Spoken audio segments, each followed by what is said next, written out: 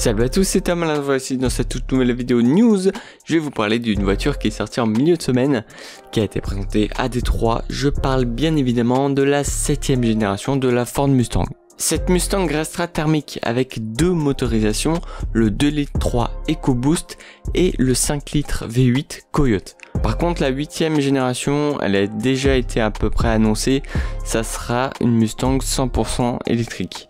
Après, vous savez ce que je pense de l'électricité, hein, voilà. Je pense que je ferai peut-être une vidéo sur ça, sur le thermique vs électrique, ça pourrait être intéressant. N'hésitez pas à me le dire en commentaire si vous voulez que je fasse une vidéo sur ce sujet. Lors de cette présentation, on nous a présenté trois carrosseries différentes. Alors nous avons la coupée fastback avec l'arrière iconique Mustang. Nous avons aussi la cabriolet décapotable, voilà. Et enfin une carrosserie Dark Horse avec des détails en noir, une calandre avant retravaillée et ainsi qu'une puissance annoncée de 500 chevaux.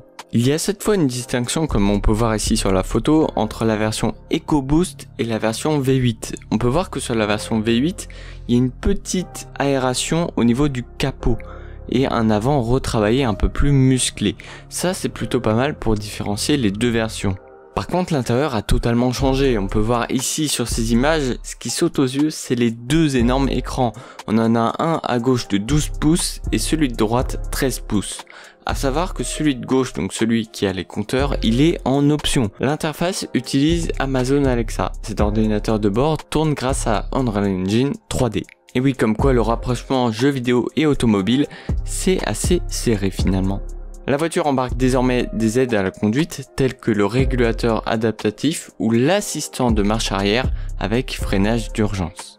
À savoir que cette nouvelle Mustang disposera de nouvelles options telles que des suspensions prédictives qui anticipent les nids de poules grâce à des capteurs et caméras qui ajustent les suspensions en conséquence. En plus de ça, il y aura deux gros gadgets qui permettront de s'amuser avec la voiture. Nous avons le mode drift électronique, je crois qu'il était déjà disponible sur la Focus RS, ainsi qu'un bouton sur la clé qui permet de faire démarrer et rugir le moteur, un petit peu comme les Chevrolet Corvette de cette génération. La voiture sera disponible uniquement en V8 en Europe, mais elle sortira en EcoBoost et en V8 aux US. Le prix n'a pas été encore révélé, mais il pourra atteindre les 60 000 €, sans malus.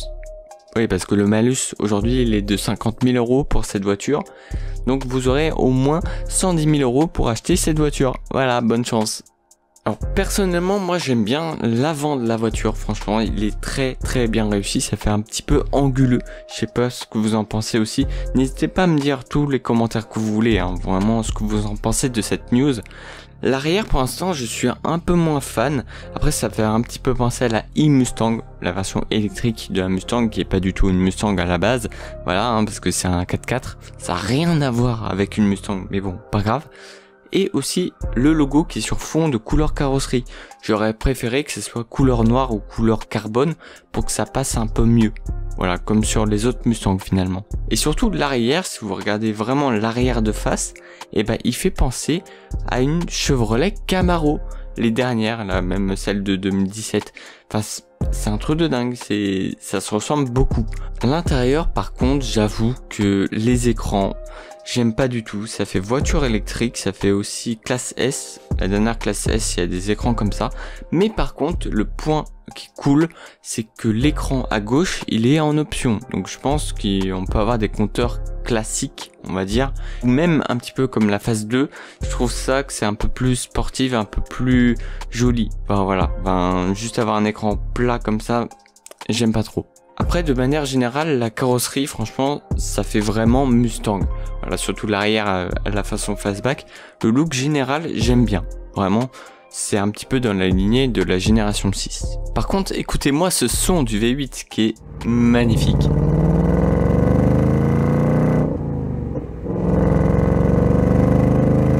Oh, c'est beau.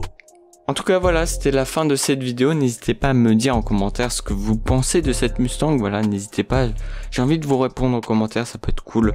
Voilà, et n'hésitez pas à donner votre avis parce que ça c'est mon avis perso. Donc n'hésitez pas à mettre un pouce bleu, à vous abonner, à partager cette vidéo. Quant à moi, je vous dis à la prochaine. Salut!